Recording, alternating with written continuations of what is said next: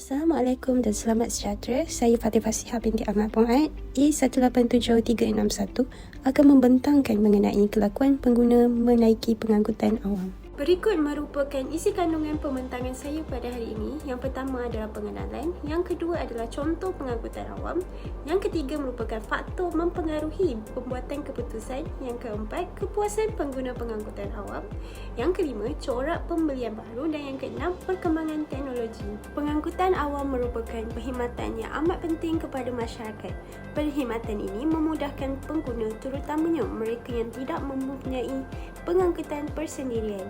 Kerajaan Malaysia telah berusaha membuat pelbagai pembaharuan dan strategi baru bagi meningkatkan lagi mutu perkhidmatan pengangkutan awam supaya ianya dapat menarik minat masyarakat. Menurut The Star 2016, Malaysia telah berada di kedudukan keempat dalam logistik pasaran baru muncul daripada 45 pasaran pesat membangun terkemuka di dunia. Ini menunjukkan kapasiti untuk pemacu Malaysia membangunkan infrastruktur dan rangkaian pengangkutan bertaraf dunia. Pengangkutan awam kini menjadi pilihan pengguna kerana ianya murah, mudah dan pantas. Berikut merupakan contoh pengangkutan awam yang ada di Malaysia, iaitu teksi, bas, MRT, LRT dan juga KTM. Pengguna akan lebih berpuas hati jika kriteria-kriteria seperti kebolehpercayaan, keselamatan dan kebolehcapaian yang tinggi ini digunakan di dalam perkhidmatan awam.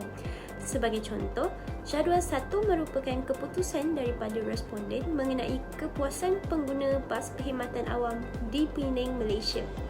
Rata-rata keseluruhan responden bersetuju bahawa kebolehcapaian, keselamatan dan kebolehpercayaan khidmat bas di Penang ini sangat memuaskan.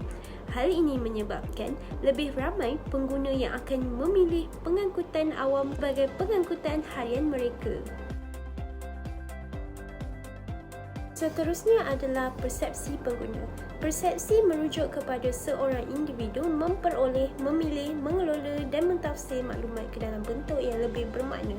Pengguna yang sangat bergantung terhadap pengangkutan awam sudah semestinya mempunyai pandangan yang positif dari sudut kualiti yang ditawarkan. Yang pertama, pengguna mempunyai persepsi bahawa menaiki pengangkutan awam akan mengurangkan kesesakan lalu lintas. Yang kedua, pengguna beranggapan bahawa penggunaan pengangkutan awam dapat menjimatkan kos, minyak dan masa. Yang ketiga, persepsi bahawa pengangkutan awam dapat mengurangkan pencemaran udara. Dan yang terakhir, pengguna mempunyai persepsi menaiki pengangkutan awam adalah sangat mudah dan teratur. Seterusnya adalah kelas sosial. Kelas sosial merujuk kepada strata dan susunan kedudukan pengguna dalam hierarki masyarakat berdasarkan tingkat pendapatan, jenis pekerjaan, latar belakang pendidikan dan kekayaan yang dimiliki. Pengguna dalam kelas sosial yang sama akan berinteraksi antara satu sama lain sama ada secara formal ataupun tidak formal. Pengguna pengangkutan awam kebanyakannya terdiri daripada golongan berpendapatan rendah dan sederhana, manakala pengguna kelas sosial pertama yang berpendapatan tinggi cenderung menggunakan kenderaan mereka sendiri. Yang ketiga adalah budaya. Setiap masyarakat mempunyai budaya mereka yang tersendiri yang mempengaruhi cita rasa dan pembelian mereka. Budaya adalah kumpulan manusia yang berkongsi sistem nilai yang sama berdasarkan pengalaman hidup atau situasi yang dipengaruhi oleh kebiasaan dan kepercayaan. Ianya berdasarkan kawasan geografi, warga negara, agama, etnik dan bangsa.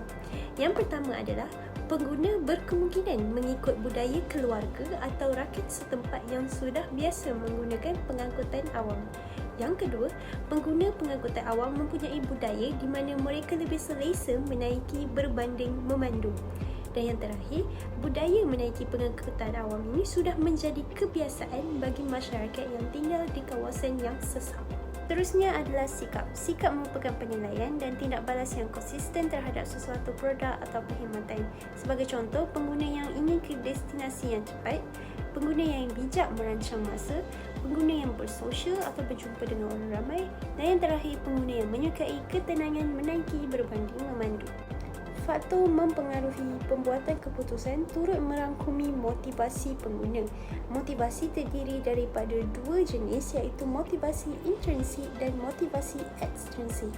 Motivasi intrinsik timbul dari peribadi tanpa pengaruh orang lain atau dengan kata lain, kesedaran untuk melakukan tindakan datang dari pemikiran mereka sendiri. Keperluan untuk mencapai sasaran menjadi asas kepada seseorang untuk bertindak. Sebagai contoh, orang ramai menggunakan pengangkutan awam kerana mereka mengharapkan kemudahan dan keselesaan untuk sampai ke kawasan lain. Seterusnya, minat pengguna ini terhadap suasana dalam menggunakan pengangkutan awam. Motivasi intrinsik pula ialah dorongan yang datang dari luar dalam bertindak. Faktor luaran yang boleh mempengaruhi seseorang memilih pengangkutan awam ialah faktor persekitaran.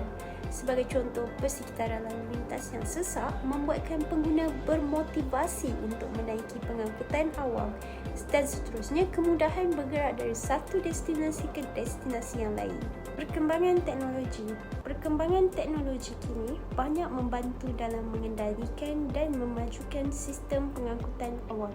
Sistem pengangkutan awam yang pintar menggunakan IoT, Internet of Things.